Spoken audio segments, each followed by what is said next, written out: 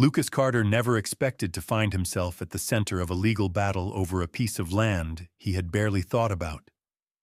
When his grandfather, Walter Carter, passed away, Lucas inherited a 5-acre vacant lot right in the middle of Willow Ridge, a high-end suburban community. The land had been in the family for decades.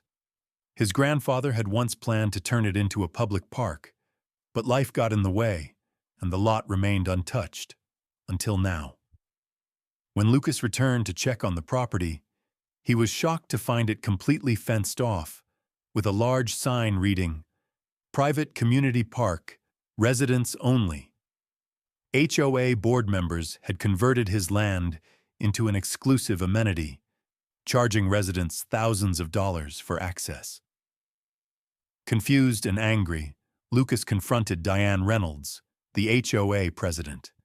With a polite but cold smile, she informed him that the land had been under HOA control for years. If he had a problem with it, he was welcome to take it up with their lawyers. But when Lucas dug through his grandfather's old records, he found a shocking truth: a decades-old scheme to steal the land, one that the HOA never expected him to uncover.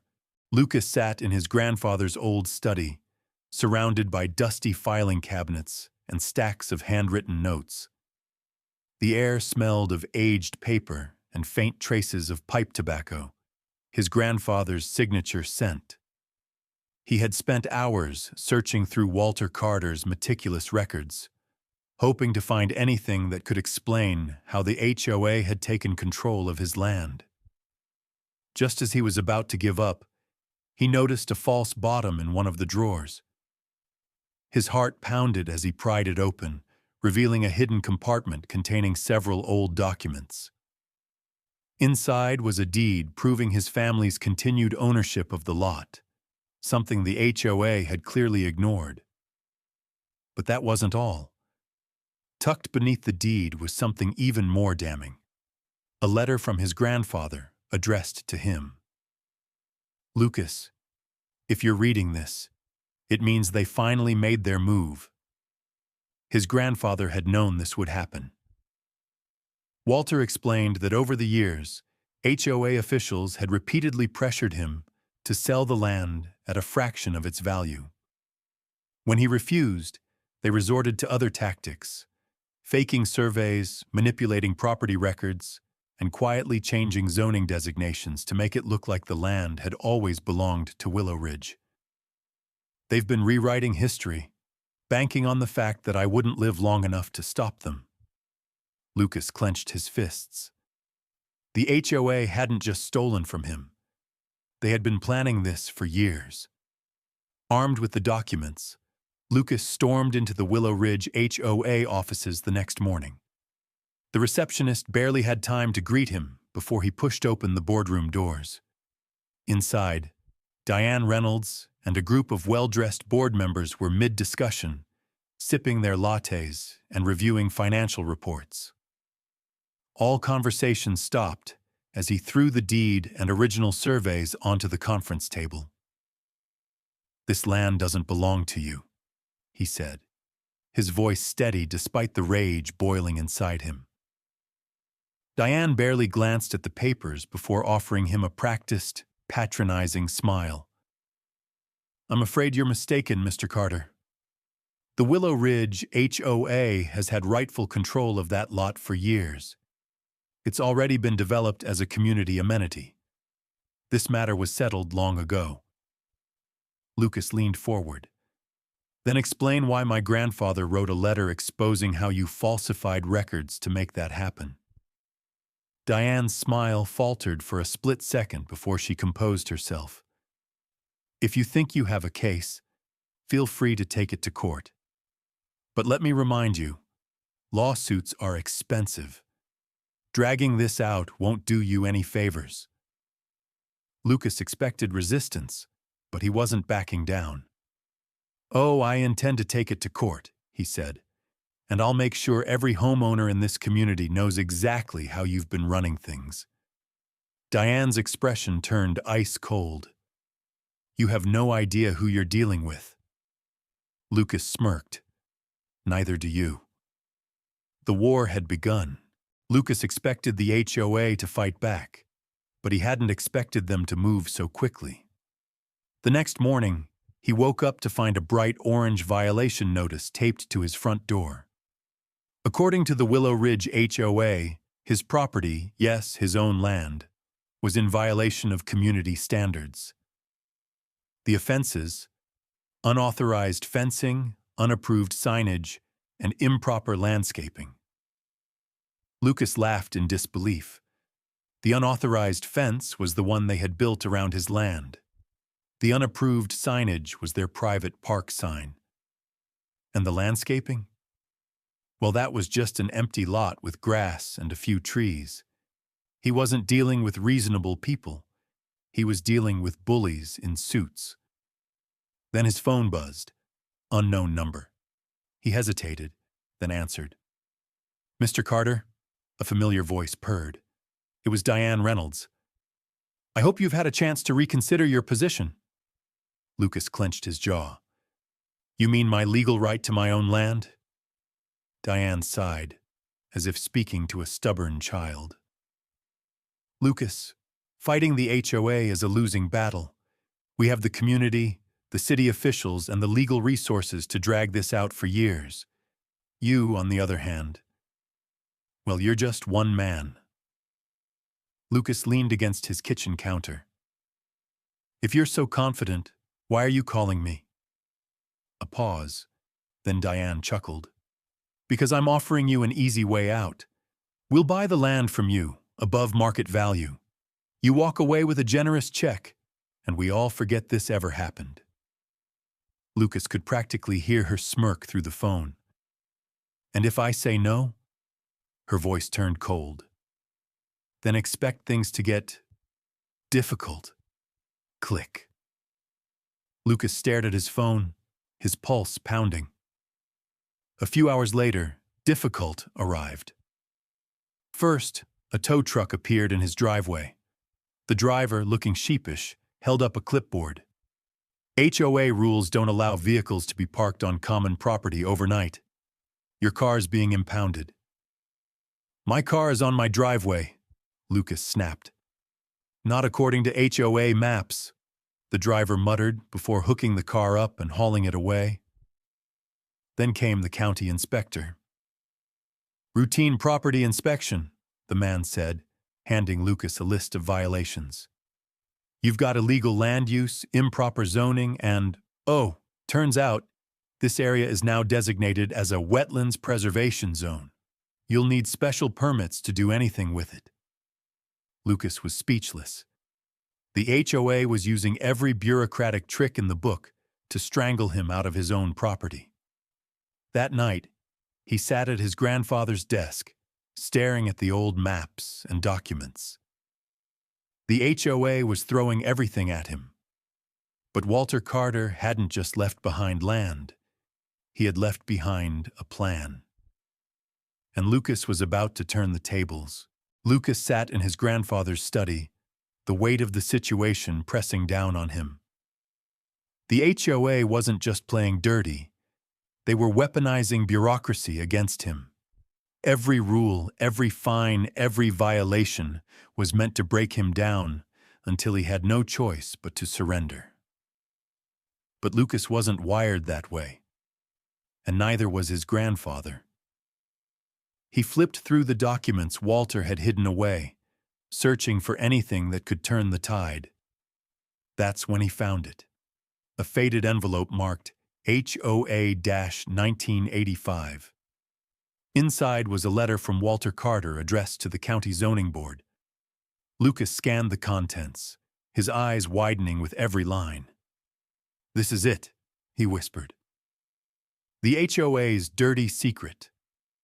Back in 1985, the Willow Ridge HOA had petitioned the county to rezone his grandfather's land as common space, which would have given them control over it. But Walter had fought back, successfully blocking the change and ensuring the land remained privately owned. However, the HOA hadn't given up. In the early 2000s, They had quietly lobbied the county to update property records, subtly altering the classification of the land to make it seem like part of the community. But here's the kicker. The county had never officially approved it. The reclassification had been done off the books, meaning it was legally unenforceable. Lucas let out a slow breath. This wasn't just a property dispute. It was fraud. Rallying the community armed with this new information, Lucas realized he didn't need to fight this battle alone. If the HOA had done this to him, how many other homeowners had they taken advantage of? He started knocking on doors. At first, people were hesitant to talk, afraid of retaliation. But once he showed them the documents, proof that the HOA had been manipulating records for years, their fear turned to anger. Sarah Jenkins, a single mother, told him how the HOA had fined her $500 for leaving her trash can out 5 minutes too long. The Johnsons, an elderly couple, had been forced to repaint their house twice because their color choice wasn't approved. Even Gerald Fisher, the HOA treasurer, admitted that the financial books didn't add up. Diane and her board had been quietly funneling HOA fees into their own personal projects. By the end of the night, over 24 homeowners were on Lucas's side. The next move. Lucas knew he had to act fast. The HOA had money, lawyers, and connections. But what they didn't have was the support of the community. And that was about to change. He picked up his phone and made 2 calls. The first was to his lawyer. The second was to a local investigative reporter. By the time the sun rose, Lucas wasn't just fighting back. He was going on the offensive. Lucas woke up to the sound of his phone buzzing nonstop. The investigative reporter, Janet Rivera, had wasted no time. That morning, the Meadow Creek Gazette published a front-page article exposing the HOA's decades-long scheme to manipulate property records. The headline read, "Homeowners Association or Organized Scam. Willow Ridge HOA faces allegations of fraud and corruption." Lucas scrolled through the article, his pulse racing. The piece detailed how the HOA had falsely reclassified his land, the outrageous fines imposed on residents, and most importantly, the massive financial discrepancies in the HOA's accounting. The article included anonymous testimonies from several homeowners, including Gerald Fisher, the HOA treasurer, who confirmed that hundreds of thousands of dollars had mysteriously disappeared from HOA funds. Lucas wasn't just fighting for his land anymore. He had become the face of a community rebellion. Diane fires back. As expected, Diane Reynolds didn't go down quietly. By noon, Lucas received a cease and desist letter from the HOA's legal team, accusing him of slandering the community and inciting division. A second letter arrived shortly after, an eviction notice claiming that, due to zoning violations, his grandfather's property was now uninhabitable. That same day, Diane held an emergency HOA meeting. In a speech dripping with fake concern, she warned homeowners that Lucas was a dangerous outsider who wanted to destroy their peaceful community. What she didn't expect was for half the room to turn against her. "We trusted you, Diane," one homeowner shouted. "But you've been using our HOA dues to line your own pockets."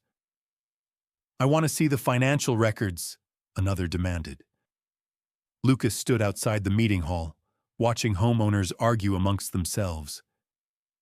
The divide had begun, and Diane's once loyal followers were starting to doubt her.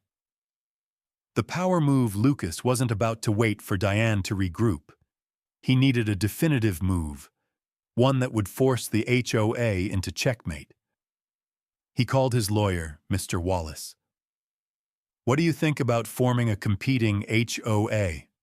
Lucas asked. Mr. Wallace chuckled. "I was wondering when you'd get to that." The Meadow Creek Homeowners Coalition was born that night. Lucas and his growing team of homeowners launched a campaign to replace the Willow Ridge HOA with a new, transparent, and fair association. They printed flyers, knocked on doors, and spread the truth on social media.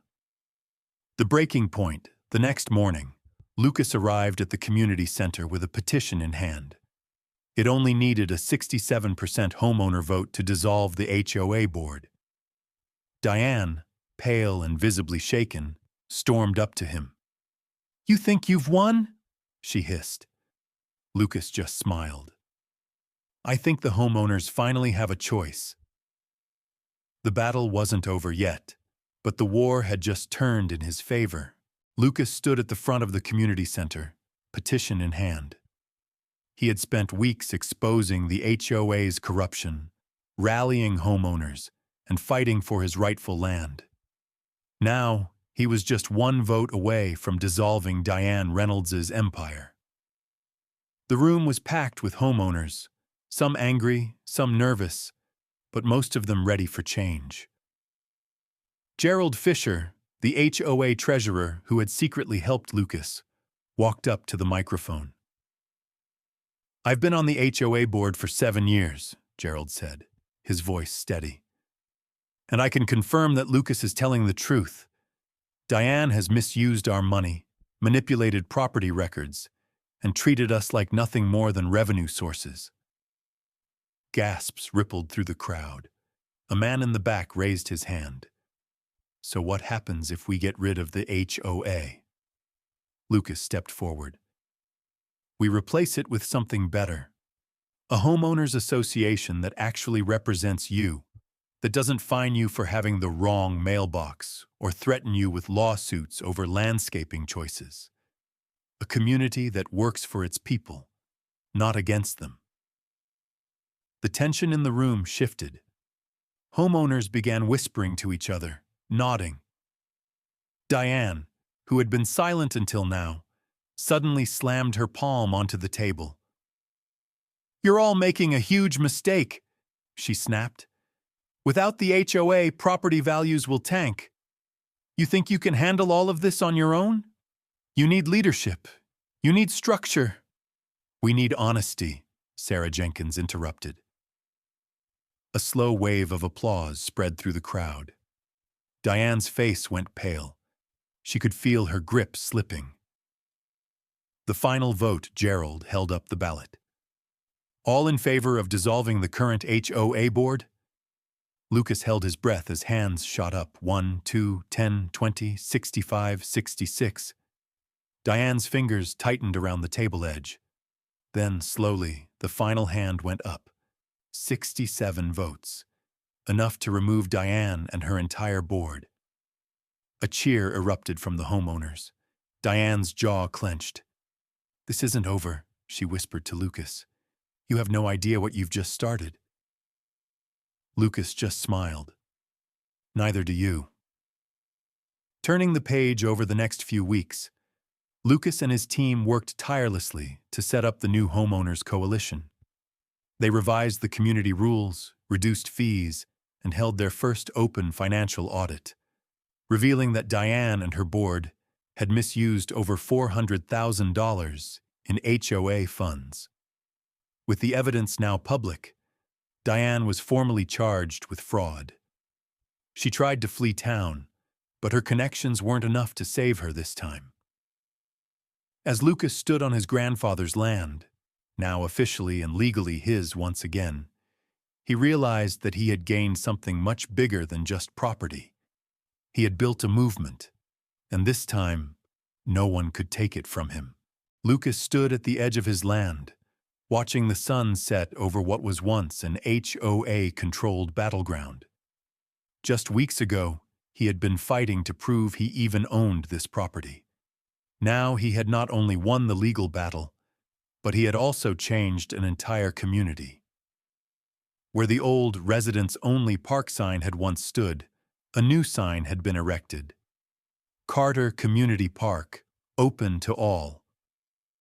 The first project under the new Homeowners Coalition was turning the lot into what his grandfather had always envisioned, a park for everyone, not just those who could afford HOA fees. Diane Reynolds. A fading shadow. Diane had tried one last desperate move, filing lawsuits against Lucas and the new coalition, claiming unlawful removal from power. It backfired spectacularly. The more she fought, the more her corruption was exposed. With Gerald Fisher's testimony, bank records, and years of hidden HOA financial documents, Diane and 2 former board members were arrested for financial fraud, embezzlement, and falsification of public records. Her once loyal supporters abandoned her, and within weeks her house was put up for sale. A poetic irony, given how many people she had forced out of their own homes over the years. A new beginning. Lucas walked through the park as families set up picnic blankets, kids ran around laughing, and elderly residents sat on benches enjoying the fresh air. The atmosphere was light, hopeful, free. Sarah Jenkins approached him, holding a basket of fresh vegetables. "Tomatoes," she said with a grin. "Grown right here in the community garden." Lucas chuckled. HOA fines for growing vegetables were now a thing of the past. Gerald joined them, looking far more relaxed than he had in weeks. "You really did it," he said. "You changed everything." Lucas shook his head. "We did. The HOA thought they could push people around forever. They thought no one would ever fight back." He gestured toward the park. "Turns out all it took was someone willing to stand up first."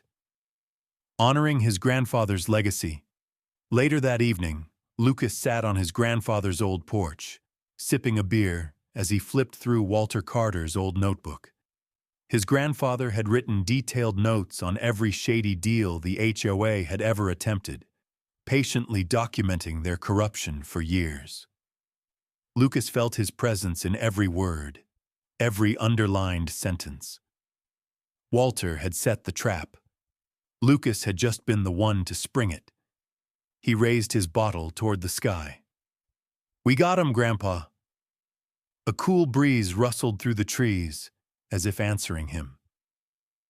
The battle for his land had been exhausting, infuriating, and nearly impossible. But in the end, Lucas hadn't just reclaimed his property. He had reclaimed an entire neighborhood.